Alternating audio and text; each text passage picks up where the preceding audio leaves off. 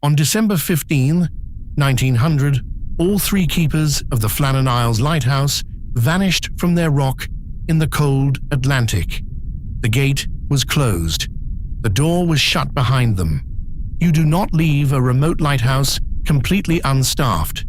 The Northern Lighthouse Board explicitly regulated against it.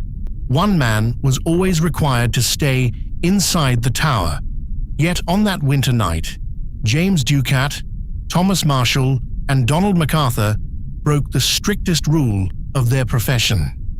Island Moor is a lump of volcanic stone 20 miles west of the Isle of Lewis.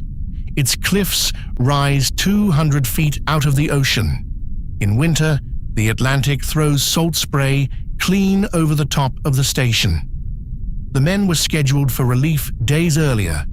The standard crew was 4 men, but only 3 were on the island. William Ross, the regular first assistant, was on sick leave. MacArthur was brought in to fill the gap. The standard rotation required a ship to arrive, swap out the exhausted crew, and resupply the station. But a severe gale delayed the relief vessel, the SS Hesperus, trapping the keepers on the island. Captain Jim Harvey and his crew battered against heavy seas, fighting to reach the shore. They were entirely unaware that the Great Light had already gone dark. A passing steamer, the Arch-Tor, reported the tower unlit on the night of December 15th. A beam that should have carried 20 nautical miles. Gone. That light was clockwork. Left unwound, the lens stops turning and the flame dies. The flame was dead, and it would be 12 days before any ship could reach the rock to ask why. 12 days after the light went dark, the Hesperus dropped anchor. Captain Harvey sounded the ship's horn. Silence answered from the cliffs. No flag flew at the landing stage. No keeper came down to meet the boat.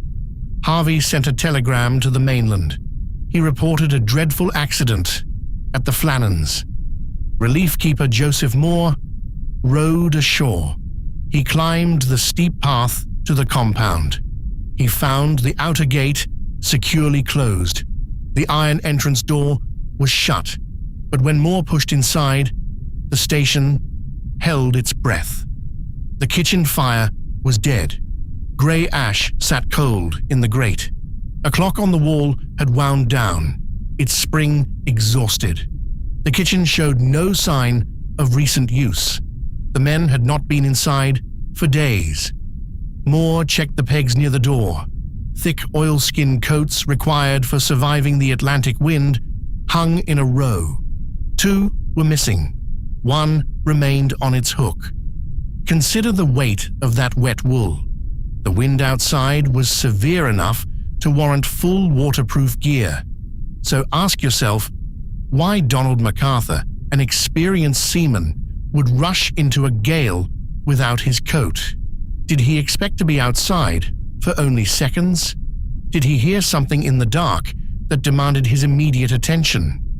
James Ducat, the 43-year-old principal keeper, was a steady veteran with a family waiting on the mainland. Thomas Marshall, 28, had been assigned to the island for a year. MacArthur, the occasional keeper, knew this coast as well as either of them. Combined, the 3 men possessed decades of training. They knew the rules. They knew the terrain.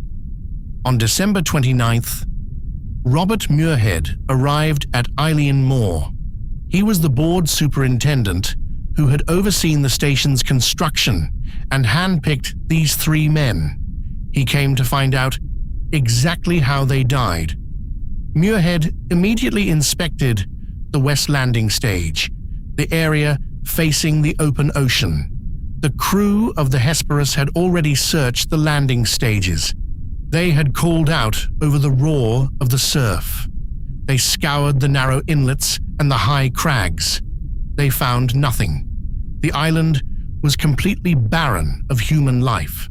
The water out there sits near 8 degrees.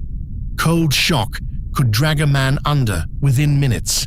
his soaked clothes pulling him down, but they found no bodies, no debris. Muirhead found devastation. Iron railings designed to hold men steady against the wind were bent and torn from the stone. A supply box of mooring ropes had vanished entirely. A block of stone, heavier than a small car, had been ripped from its place and carried down onto the landing path like driftwood. Turf and earth were stripped from the cliff face at extraordinary heights, well over 100 feet above the waterline. The damage was inconsistent with a standard storm. It pointed to a single, massive surge of water. The east side of the island, where the entrance door sat, showed comparatively little damage. Whatever struck the Flannans had concentrated its full fury on the western cliffs. Muirhead built his official report around this physical evidence. His theory was simple: a rogue wave. The men had left the tower to secure equipment at the west landing. An exceptionally large wave, hidden by the island's terrain, struck the cliff and swept them into the sea. The sheer geological weight of the damage proved the ocean possessed the necessary force to pull 3 men under. The report treated the event as a tragic accident. Muirhead theorized that the wind direction that day was easterly. The men standing on the west landing would have the high bluff of the island shielding them from the wind. They would not feel the gale. They would not hear the approaching wave until it was already breaking over the cliff. But the report left one question untouched. Board regulations explicitly required one keeper to remain inside the tower at all times. The men had violated this ironclad rule. They closed the gate behind them. They shut the heavy door, but they left the light unattended. A variation emerged in the years that followed. The rescue chain theory. Perhaps one man slipped on the wet stone near the landing stage. The second keeper climbed down to pull him from the surf. MacArthur, hearing the shouting, rushed out without his oilskin to help the others. A second wave took all 3. It explains the missing coat and the breach of protocol. In local folklore, the Flannan Isles were known as the 7 Hunters. Shepherds and fishermen considered the islands unlucky, haunted by a phantom presence. When the men vanished, the old stories surfaced. They offered no explanation for the missing coats or the stopped clock. They only added a layer of dread to an already bleak landscape. The Lighthouse logbook had been written up to around December 13th. The final notations were found on a slate, waiting to be transcribed. They ended on December 15th. The routine notations offered no hint of danger. The weather was rough, but the keepers had survived rough weather before. 12 years later, a narrative poem invented details that stuck to the case like barnacles.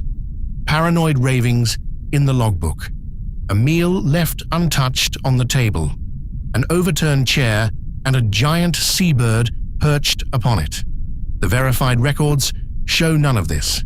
The truth was gone, so fiction filled the empty rooms. The board accepted Muirhead's report. No formal court of inquiry was ever held. No witness testimony was recorded under oath. 3 men died in government service, and the administration simply moved on. The strangest verified fact is still hanging exactly where Joseph Moore found it.